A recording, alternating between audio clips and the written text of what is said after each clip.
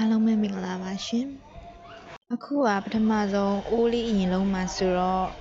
ဒီခွက်လေးပေါ့နော်ကော်ဖီခွက်လေးကိုတိုင်းလိုက်တဲ့အချိန်မှာဘယ်လောက်တိုင်းမလဲဆိုတော့5 cm ပေါ့နော်အဲ့5 cm အထိညှက်လိုက်ပါမယ်ဘာလို့လဲဆိုတော့ခွက်ကအရန်ရှည်တဲ့အတွက်ကြောင့်မလို့သူကပုပုလုံးလုံးလေးရချင်တဲ့အတွက်ကြောင့်မလို့ပေါ့နော်ပန်းအိုးရဲ့အောက်လေးမှာခံဖို့အတွက်လို့ညှက်ပြီးတော့သုံးပါမယ်ရှင်အိုးပုံစံက3မျိုးရှိပေမဲ့ပေါ့နော်3မျိုးမကအောင်ကြိုက်တဲ့ဒီဇိုင်းနဲ့လုပ်လို့ရပါမယ်ဒီအိုးကကြတော့အကုန်ကြလဲတက်တာတယ်ပြီးတော့ပိုက်ကလင်နာလေးသုံးရတာလည်းနည်းတယ်ပြီးတော့ချစ်ဖို့လည်းကောင်းတဲ့အတွက်ကြောင့်မလို့ဒီပုံစံကတော့အလုပ်များတဲ့ပုံစံလေးပေါ့နော်သူကနေရာလေးမှတ်ထားပြီးတော့ဒီမျိုးတပတ်လည်းညှက်ပြီးသွားလို့ရှိရင်ဘေးနားပူနေတဲ့ဟာလေးတွေကိုလည်းဒီမျိုးကက်ကြီးလေးနဲ့လိုက်ပြီးတော့တိပေးလို့ရပါတယ်လိုက်တိလိုက်မယ်အားလုံးညီသွားတဲ့အထိတိပေးမယ်ပေါ့နော်အကုန်လုံးညီသွားတဲ့အချိန်မှာတော့စပြီးတော့ပိုက်ကလင်နာလေးတွေအညိုအသားရောင်ပေါ့အသားရောင်လေးကိုသုံးပြီးတော့ပတ်ပေးပါမယ်ပထမဆုံးဒီဟာဘယ်နှချောင်းယူထားလဲဆိုတော့အသားရောင်73ချောင်းယူထားရပေါ့နော်73ချောင်းလုံးတော့မသုံးရပါဘူးသူကတစ်ခါပတ်လို့ရှိရင်တစ်ချောင်းကို4ကပတ်လို့ရတယ်ပေါ့နော်လက်ညိုးလေးနဲ့ပဲလက်ညိုးနဲ့လက်မနဲ့ကွေးပြီးတော့ဖိပေးလိုက်လို့ရှိရင်သူကအော်တိုကွေးသွားတယ်ပေါ့နော်သူကပိုက်ကလင်နာဘယ်လိုမျိုးလဲဆိုတော့အထဲမှာကသွန်နန်းကျိုးအပြော့လိုပုံစံမျိုးဖြစ်တဲ့အတွက်ကြောင့်မလို့လိုတဲ့ပုံစံမျိုးပုံသွင်းနိုင်တဲ့အတွက်ကြောင့်မလို့သူကတက်တောင့်တင်းတင်းလေးလည်းရှိမယ်ပြီးတော့ဟိုပေါ့ကြိုက်တယ်လို့ပေါ့ပုံသွင်းလို့ရတယ်ပေါ့နော်ဒီလိုအိုးပုံစံဆိုလို့ရှိရင်ပတ်မယ်ဆိုလို့ရှိရင်ပိုက်ကလင်နာကဘယ်နှချောင်းကုန်လဲဆိုတော့12ချောင်း17ချောင်းလောက်ပဲကုန်ပါတယ်17ချောင်းကုန်တာအောင်မှနောက်ထပ်တစ်ချောင်းကကြတော့ပေါ့နော်ဒီအောက်မှာခံတဲ့ဟာမျိုးလောက်တာပေါ့ဒီတိုင်းလောက်ပြပါမယ်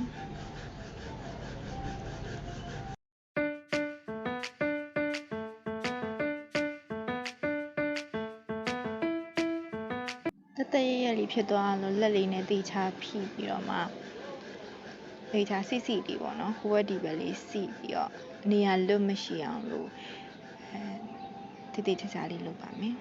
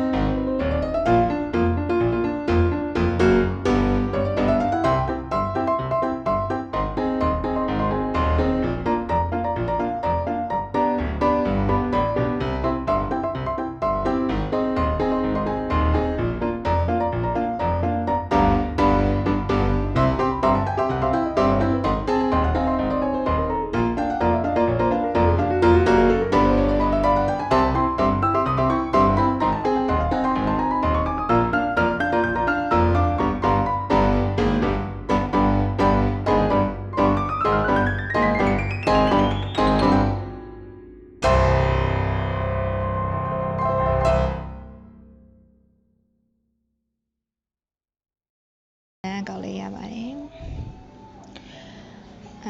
ဒီဟာကဆီလီကွန်ကတော့ထည့်ခြင်းလည်းရတယ်ပေါ့နော်တကယ်လို့ကိုမှဆီလီကွန်မရှိဘူးဆိုခေါင်းနေတဲ့ဖောက်တာတို့ဘာလို့တော့မလုပ်ပါနဲ့ပေါ့နော်ဟိုပါပေါ့အပိုရှိရဆိုရင်လည်းထည့်ပေါ့မရှိဘူးဆိုလို့ရှိရင်တချို့ကဂတ်ထူတုံးတယ်ချင်းစည်းကွေဘူးခွန်တို့ဟိုအမွှေးတိုင်ဘူးခွန်တို့အဲ့လိုမျိုးလေးတုံးတယ်ပေါ့ဒါပေမဲ့အဲ့ဒါကြတော့ဘာဖြစ်လဲဆိုတော့နည်းနည်းကော်ကက်ရတာတို့အပေါ်ကပန်းဆိုင်ရတာတို့တိတ်ပြီးတော့အဆင်မပြေပါဘူးဒါလေးကတော့အောက်ခံပေါ့အတွင်းသားစားသွတ်တဲ့ပုံစံမျိုးပေါ့နော်စားသွတ်ပြီးသွားလို့ရှိရင်ဘာဆက်မလုပ်လို့လည်းမကြည့်အောင်ပန်းလေးထိုးဖို့အတွက်ဆိုလို့ရှိရင်သူကရေခဲဖော့လို့ပြောပြီးဝယ်ရပါတယ်သူကထိုးလို့ကောင်းတယ်ပေါ့အဲ့ဒါကိုအဝိုင်းပုံစံလေးထောင်လေးကိုညှက်မယ်ပေါ့နော်အဝိုင်းဖြစ်သွားအောင်အထဲကိုထည့်လို့ရအောင်ပေါ့နော်အဲ့ဒီနေရာလေးကိုတေချာဝိုင်းလေးညှက်ပြီးတော့အထဲကိုထည့်လို့ရပြီဆိုလို့ရှိရင်ကော်လေးနဲ့ကပ်ပြီးတော့ပေါ့နော်ဘီလေးကိုကော်နဲ့ထည့်ပြီးတော့ဒီထဲကိုထည့်လိုက်လို့ရှိရင်တော့အဆင်ပြေသွားပါပြီအဲ့ဒါကိုခဏထားပြီးတော့ဒီမှာခရမ်းရောင်လေးတွေကဘာလုပ်လဲဆိုရင်ပန်းလေးလို့ပေါ့နော်ဒါအလွယ်ဆုံးပန်းလုံးလေးတစ်ခုရှိရပေါ့နော်သူကတက်လက်တက်တာတဲ့ဓပွင့်ကိုတစ်ချောင်းပဲကုန်တယ်အဲ့ဒီနေရာပေါ့နော်ကော်ကန်းတော့နည်းနည်းလေးဟိုပါပေါ့သုံးတာများသွားလို့ကပ်ပြီးတော့နည်းနည်းလေးစုံနေတဲ့ကြောင်မို့တီးခံမိပါပန်းအောင်စားလုပ်တော့မယ်ဆိုရင်မာဂါပန်းလို့ရွယ်မျိုးရှိတဲ့ဒုတ်ချောင်းမျိုးရှိလည်းရပါတယ်အဲ့လိုနေရာနည်းနည်းလေးခြံပြီးတော့2 white 3 white 4 white 5 white အဲ့လိုမျိုး5 white လေးရှိလို့ရှိရင်နည်းနည်းလေးစီပြီးတော့လိမ်လိုက်မယ်ပေါ့နော်လိမ်ပြီးတော့အစလေးခြံထားရင်တော့ပိုကောင်းပါတယ်အစခြံလို့မရဘူးဆိုလို့ရှိရင်လည်းအဲ့တိုင်းလေးတေချာလေးထုတ်လိုက်ပေါ့နော်ထုတ်ပြီးသွားလို့ရှိရင်ဒီဘက်ကအစက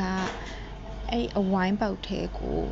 သွင်းရပါမယ်မသွင်းလို့မရပါဘူးမသွင်းလို့ရှိရင်ပြည်သွားတတ်ပါတယ်တေချာလေးဖြီးပြီးတော့ချစ်လေးလိမ်လိုက်ပါနှမို့ဆိုလို့ရှိရင်ပြန်ပြီးသွားလို့ရှိရင်ဟိုပေါ့မလှတော့ဘူးပေါ့နော်ပန်းကအဲ့လိုမျိုးလေးတေချာလေးဖြီးပြီးပါပန်းပုံစံလေးဖြစ်အောင်တေချာလေးဖြီးပြီးပါဖြီးသွားနဲ့သူကလိမ်လိုက်လို့ရှိရင်တော့ပန်းပွင့်ပတ်လေးပေါ်လာပြီပေါ့နော်ဒီလိုမျိုးရိုးပန်းပွင့်ကလေးဆွဲနေကြဖြစ်တဲ့ပန်းပွင့်ပုံစံမျိုးလေးရသွားပါပြီ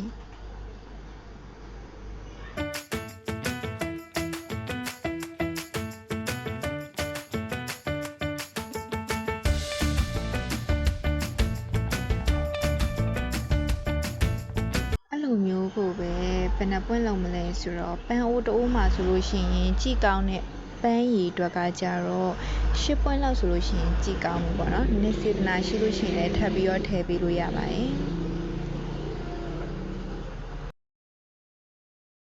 နောက်ပွင့်လောက်ပြထားတဲ့အတွက်ကြောင့်မို့တေချာလေးကြည့်ပြပါနော်ဒီလိုမျိုးလေးအဲ့အချောင်းလေးကိုတေချာလေးပြန်ပြီးတော့ပူလိုက်လို့ရှိရင်ပို့ပြီးတော့ခိုင်ခန့်ပါတယ်အဲ့လိုပြန်ဖြီးရဲ့ခါကြလို့ရှိရင်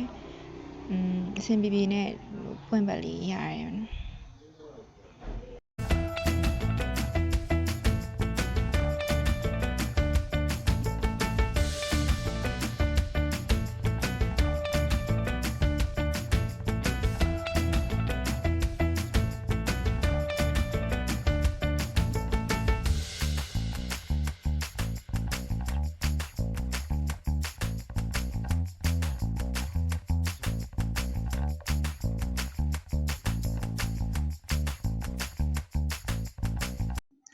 မှာဆိုရင်အားလုံး10ပွင့်မပြီးသေးဘူးပေါ့နော်နောက်ဆုံး1ပွင့်လုံးရ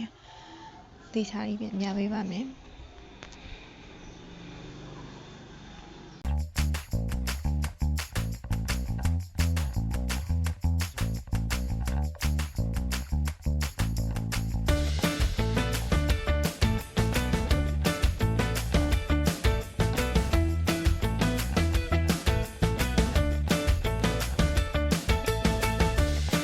ဒီနောက်ဆုံးတစ်ပွင့်ကိုပြရတဲ့ရွေးချက်ကဘာလဲဆိုတော့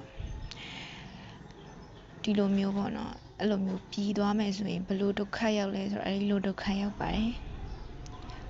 တကယ်လို့တီချာအဲ့ဒီအဝိုင်းပေါက်ထဲကို ပြန်ပြီးတော့ဒီချောင်းလေးပြန်ထိုးပြီးတော့မလိမ်လို့ရှိရင်အဲ့လိုပြန်ပြီးသွားတတ်တဲ့ဒုက္ခမျိုးရှိတယ်ပေါ့နော်အဲ့ဒါကြောင့်မလို့တေချာလေးလိမ်ပြီးတော့လက်ကြောတင်းတင်းလေးနဲ့ပြန်ပြီးတော့တေချာလက်လေးတော့နည်းနည်းလက်ထိပ်လေးနာမယ်ပေါ့နော်အဲ့ဒါလေးကိုတေချာလေးလိမ်ပြီးပါ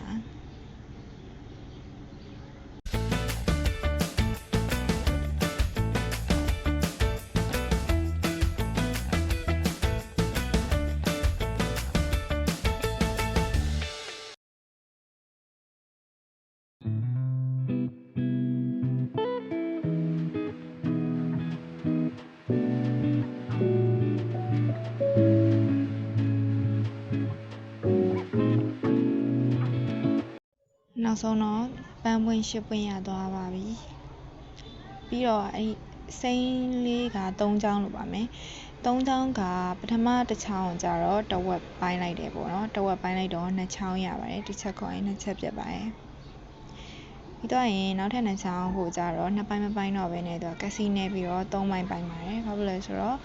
အရှိ2ချောင်းနဲ့အတူလေးတွေနဲ့ရချင်တဲ့အတွက်ကြောင့်မလို့အတူလေးတွေကို3ချောင်း3ချောင်းလုပ်ပြီးတော့3ပိုင်းပိုင်းပြီးတော့6ချောင်းရအောင်လုပ်ပါတယ်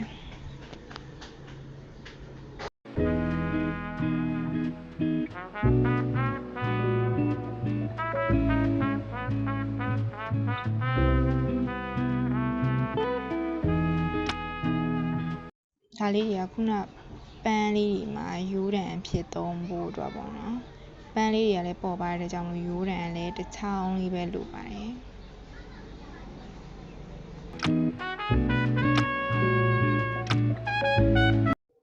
ပြီးရင်အဲ့ထိတ်လေးကိုခရူးပတ်လေးလုံလုံလေးတိတိလေးလုပ်ပြီးတော့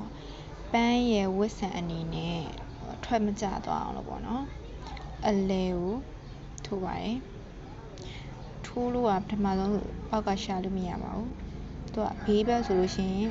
အဆင်မပြေပါဘူးဘေးဘက်ဆိုလို့ရှိရင်သူကအထဲကိုမဝင်တော့ဘဲနဲ့ဖြစ်တဲ့အတွက်ကြောင့်မလို့အလဲပေါက်ကိုမရရအောင်ရှာပြီးတော့ရှာလို့မရသေးပါဘူးအလဲပေါက်ကိုမရရအောင်ရှာပြီးတော့ထည့်ပါမယ်လက်လေးနဲ့တေချာဆန်းပြီးတော့အလဲတက်တက်ရအောင်ထိုးထည့်လိုက်ပါမယ်အဲ့လိုထိုးထည့်လိုက်ပြီးတော့ပြီးလို့ရှိရင်အဲ့ဒီနေရာလေးကိုကော်နဲ့ကပ်ပါနော်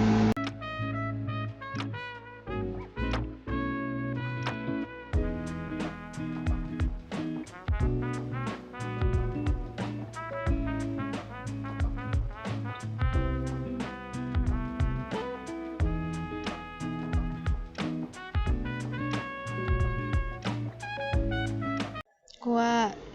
ဒီလိုမျိုးပန်းပွင့်လေးတွေကြီးပဲပုံစံမျိုးလေးပဲလုပ်ချင်တယ်ဆိုလို့ရှိရင်လည်းဒီလိုပန်းပွင့်ပုံစံလေးကာကာလေးတွေပေါ့နော်လုပ်လို့ရတယ်ဒါမှမဟုတ်ကျွတ်လစ်ပုံစံလေးလိုချင်တာကျွတ်လစ်အဖူးလေးပုံစံလေးလိုချင်တာဆိုလို့ရှိရင်ဆက်ကြည့်ပေးပါအခါကြလို့ရှိရင်ဘယ်လိုမျိုးကျွတ်လစ်ပုံစံအဖူးလေးရအောင်လုပ်မလဲဆိုတာဆက်ကြည့်ပေးပါနော်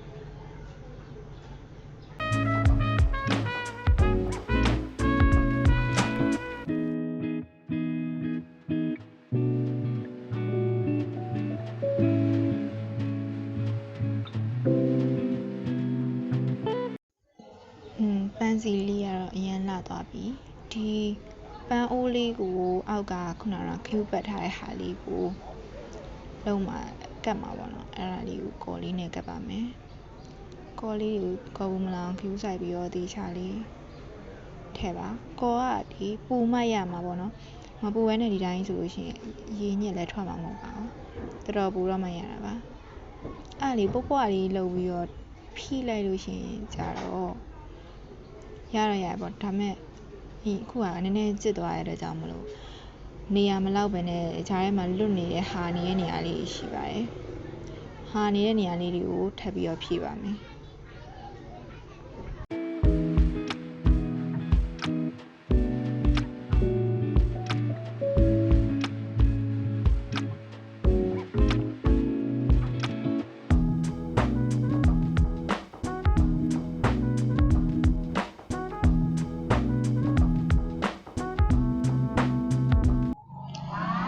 အချောင်းလေးကိုတေးသေးလေးညှက်ပြီးတော့ဖြည့်ပြီးတော့လက်လေးနဲ့မတိတောင်လို့ထိုးထည့်ပြီးတော့ဖြည့်ပါမယ်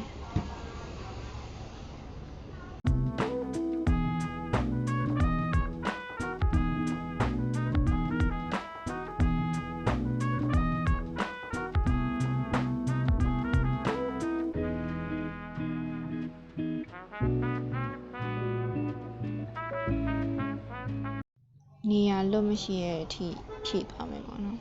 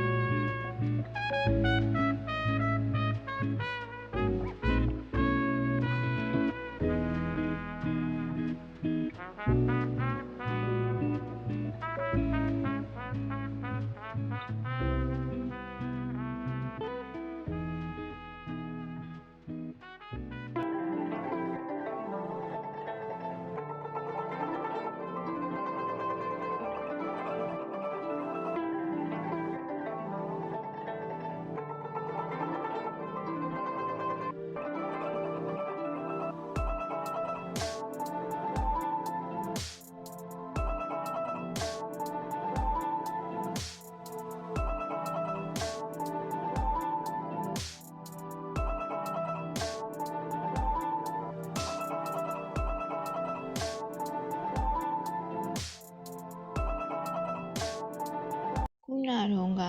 ဖောကိုကောက်ကတ်မယ်လို့ပြောထားတဲ့ကြောင့်မလို့အဲ့ဘေးဘက်လေးကိုကော်လေးနဲ့တေချာလေးပတ်ပြီးတော့ဒီအရင်ပေါ့နော်လက်နဲ့မထီအောင်လုပ်ပြီးတော့ထဲကိုဖိပြီးတော့ထည့်ပါမယ်အိုးတဲ့တေချာလေးဖိပြီးတော့ကတ်ထားတဲ့အချိန်မှာသူအချိန်နည်းနည်းကြာရင်ကတ်သွားပါလိမ့်မယ်3စက္ကန့်လောက်ဖိထားရပေါ့နော်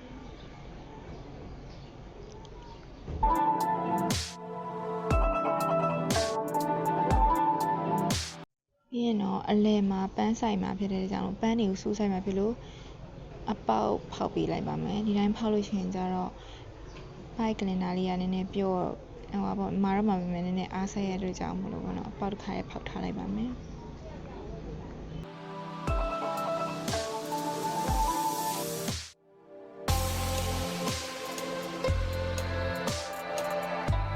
ခုနကပန်းလေးတွေကဝတ်ဆန်နဲ့ဟိုနဲ့ပန်းနဲ့ကတ်မကတ်ရသေးတဲ့အတွက်ကြောင့်မလို့ပြန်ပြီးတော့ကတ်ပါမယ်။ဘာလို့ဆိုတော့ပြန်ကွာသွားလို့ရှိရင်အပေါ်ပြန်တက်သွားမှာဆိုတော့လေတွဲထားတာပေါ့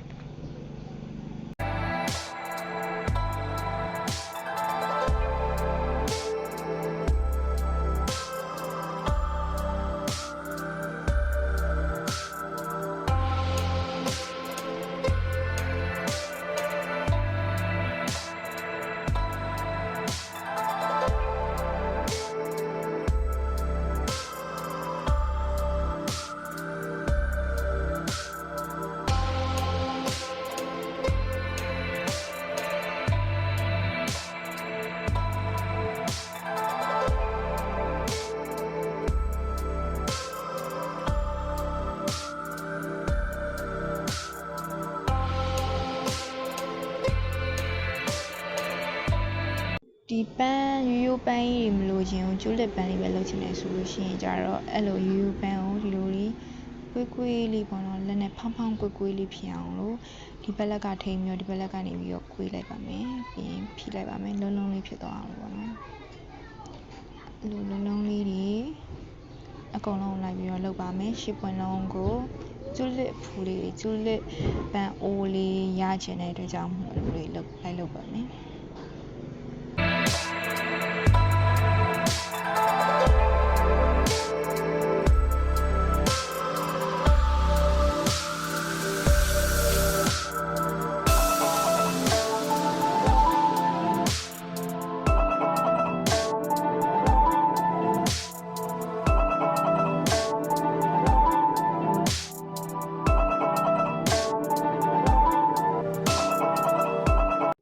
ဒီလိုလေးဆိုလို့ရှိရင်ကျူလစ်ပန်းလေးရှစ်ပွင့်ရပါတော့မယ်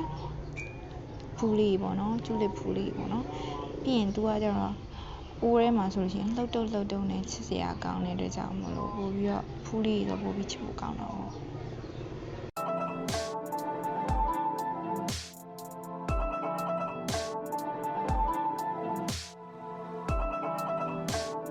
ဒီနောက်တစ်ဆင့်ကဘာလုပ်ရမလဲဆိုတော့မြက်ခင်းလေးလိုသေးရပါတော့ဒီဘက်အိုးပေါ်လေးမှာမြက်ခင်းလိုရတဲ့ကြောင့်လို့မြက်ခင်းကိုရိုးတဲ့အဝိုင်းပတ်ကြီးမဟုတ်ဘဲနဲ့အတွန့်လေးတွေအေးလိုင်းလေးပုံစံဖြစ်နေတဲ့ကြောင့်လို့လူပန်းရိုးတန်အချောင်းမှာဒီလိုလေးပတ်ပါမယ်ပန်းရိုးတန်အချောင်းမရှိဘူးဆိုလို့ရှိရင်တော့ဟ ဒုတ်ချောင်းအဲ့လိုမျိုးဒုတ်ချောင်းရွယ်လေးဆိုရပါတယ်ဘယ်ချောင်းမှဖြစ်ဖြစ်လို့ပတ်လို့ရပါတယ်ဒါကတော့ပန်းစည်းတို့မှာတုံးတယ်ပန်းရိုးတံကိုတုံးထားတာပေါ့နော်အဲ့ပန်းရိုးတံမှာအလိုလေးတွေပတ်ပြီးတော့ပြန်ပြီးစီလိုက်ပါမယ်အဲ့လိုစီလိုက်တဲ့ဟာကိုနည်းနည်းလေးပြန်ပြီးတော့ပြန်ဆွဲဆန့်လိုက်လို့ရှိရင်အတွန့်လေးရသွားမယ်ပေါ့နော်အဲ့အတွန့်လေးနဲ့နှစ်ချောင်းလုံးပဲပေါ့ဘာလို့နှစ်ချောင်းလောက်တာလဲဆိုတော့အစိမ်းနှစ်ချောင်းကကြတော့မြက်ခင်းကနှစ်ချောင်းမှလောက်မှမလို့ပါပြီးရင်အဲ့လိုပုံစံကိုအသားရောင်လေးနဲ့လည်းလုပ်ပါမယ်ဒီအသားရောင်လေးကကြတော့အိုးရဲ့အပေါ်လေးမှာကွာအဲ့လိုမျိုးအနာကွက်လို့ပြောရမလားအဲ့လိုအနာကွက်လေးလုပ်ဖို့အတွက်ပေါ့နော်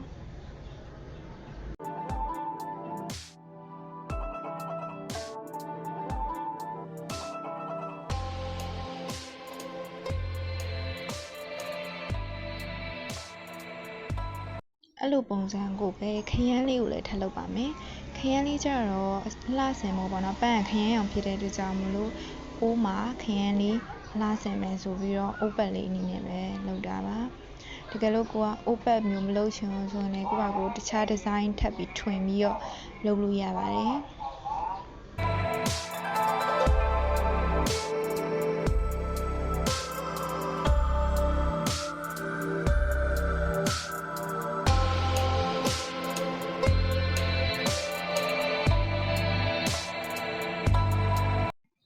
ကော်ခန်းနဲ့ခုနပန်းလေးကိုအောက်ခြေကိုရိုးတံလေးမှာနှဆက်တုပ်ပြီးတော့ခုနအိုးရဲကိုစိုက်ပြီးလို့ရပါပြီဖျားပန်းအိုးထိုးသလိုမျိုးပေါ့နော်တေချာအနေမြင့်တက်ကြညီလေးထိုးပေးရမှာပါအဲ့ဒါမှအနောက်ကအရှိလေးနှစ်ချောင်းပြီးရင်အလယ်လေးတွေပြီးပတ်လည်လေးစွစွလေးနဲ့အဲ့လိုမျိုးပေါ့နော်လှလှလေးမျက်လုံးထဲမှာအမြင်လှသလိုမျိုးကိုမြင်တယ်လို့မျိုးလှတယ်လို့မျိုးလုပ်လို့ရပါတယ်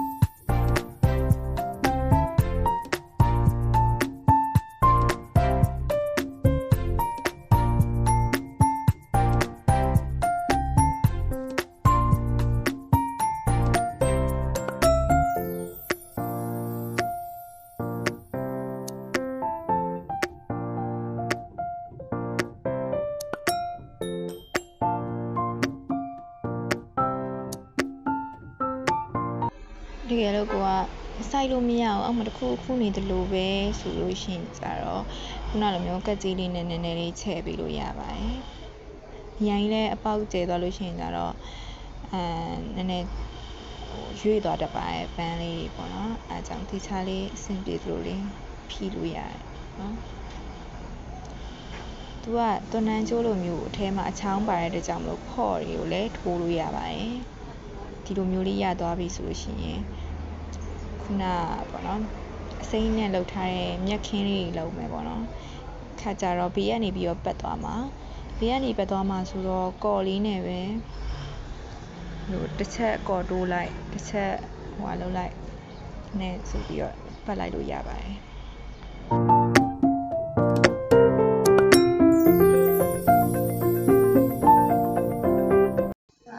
ချင်းထိပ်ဘက်ကိုတေချာကပ်ဖို့လိုတဲ့အတွက်ကြောင့်မလို့သူ့ကိုဖိထားပါမယ်ဒီလိုပတ်နေတဲ့ချိန်တွင်းမှာဆက်ချင်းအောင်ဖိထားပြီးတော့ခေါ်6တဲထိထားပါမယ်ဘာလို့ဆိုတော့နည်းနည်းလှုပ်လိုက်လို့ရှိရင်ကျတော့ပြန်ပြီးရွေ့တာမျိုးတို့ဘာလို့ရှိတဲ့အတွက်ကြောင့်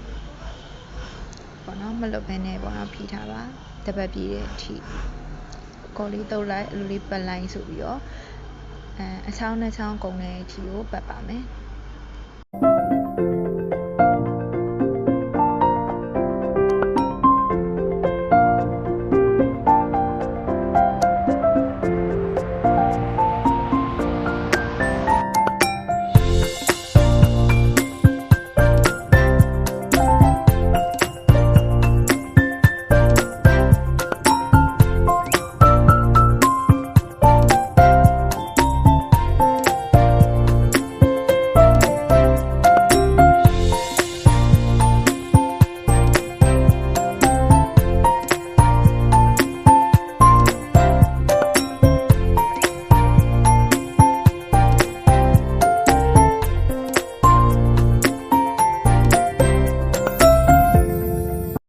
ဒီတိုင်းရိုးတန်းတန်းဒီလိုအချောင်းထက်ဆိုင်လို့ရှိရင်ဒီလိုအတွန့်လေးဖြစ်တဲ့အတွက်ကြောင့်မလို့ပေါ့နော်ရေညှိစိမ်းလေးတွေလိုအပင်လေးတွေကမြက်ခင်းလေးတွေကပေါ့နော်ရေလိုင်းလေးတွေလိုအရန်လှပါတယ်ပြီးသွားရင်ဘောင်ကွတ်မယ်ပေါ့နော်ပန်းအိုးလေးရဲ့အနားကွက်လေးလုပ်မယ်ပေါ့နော်အဲ့ဒါလေကော်လေးတိုးလိုက်လို့ပတ်လိုက်အဲ့လိုမျိုးလုပ်ပေးရပါမယ်ကော်ပထမဆုံးစစချင်းမှာဆိုလို့ရှိရင်လုံးဝချအောင်ဖြီထားပေးရပါမယ်မလွတ်ရပါဘူး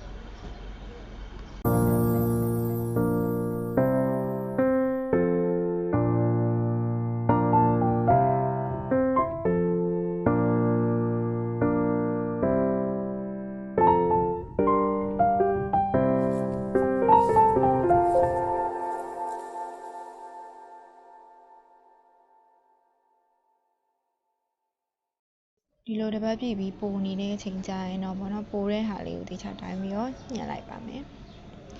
အဲ့လိုညှက်ပြီးတော့အဆုံးသက်ကိုကော်လေးနဲ့ပြန်ပြီးတော့တေချာပြန်ပြီးတော့စီပေးရပါမယ်နှစ်ခုဆက်ပြီးမမြင်ရတော့တဲ့အထိပေါ့နော်ဒီအဆုံးသက်ကိုလည်းတော်တော်ဖိထားပေးရပါတယ်တက်တက်ရရလေးဖြစ်သွားပါပြီပြီးတော့ရင်တော့အစလှဆင်မှုတစ်ခုပဲကျန်တော့ရပေါ့နော်အဲဒီတစ်ခုကခရမ်းရောင်လေးနဲ့အလဲကနေပြီးတော့ပတ်လိုက်ပါမယ်သူလည်းလိုပါမယ်ကော်နဲ့ကပ်ပြီးတော့ပတ်ပေးပါမယ်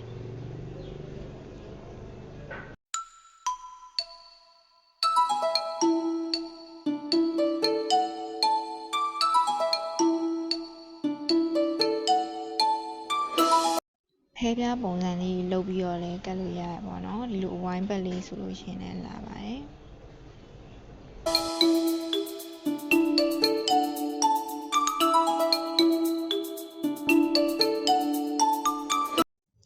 အိုးကခုဆိုလို့ရှိရင်တခုခုလိုနေရလို့မထင်ဘူးလား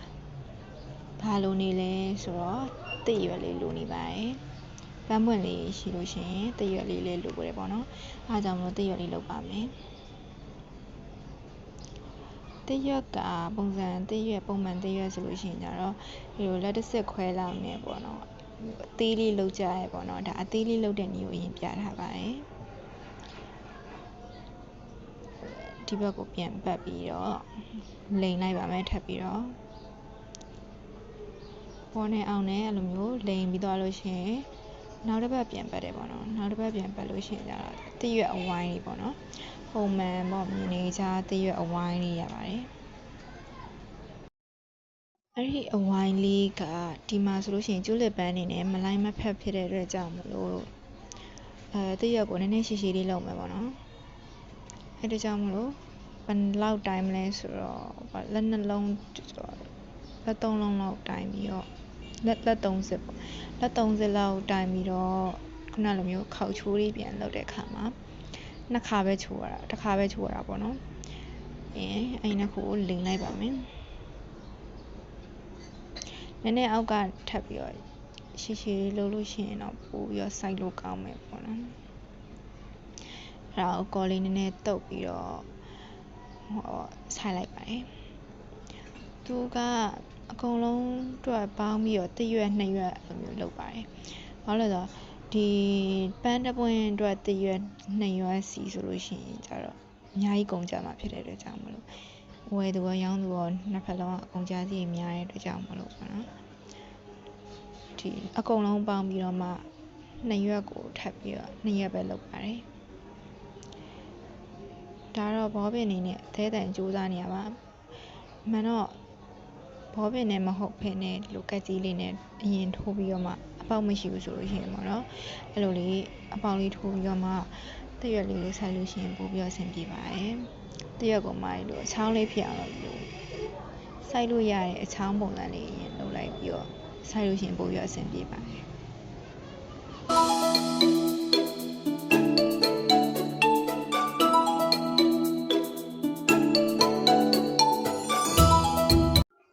နောက်တစ်ရက်ကိုလည်းအဲ့လိုပုံစံလေးလုပ်တဲ့ခါမှာပေါ့နော်သူကပြန်ချိုးရင်ကြတော့အနေရှည်သွားလို့ရှိရင်じゃမမိပဲဖြစ်တဲ့အတွက်ကြောင့်မို့နည်းနည်းထပ်ပြီးတော့တေးသေးလေးပြန်လုပ်ပြီးတော့ထပ်ချိုးပါတယ်နောက်ဒီအပေါ်နဲ့အောင်နဲ့လို့ညှိပါတယ်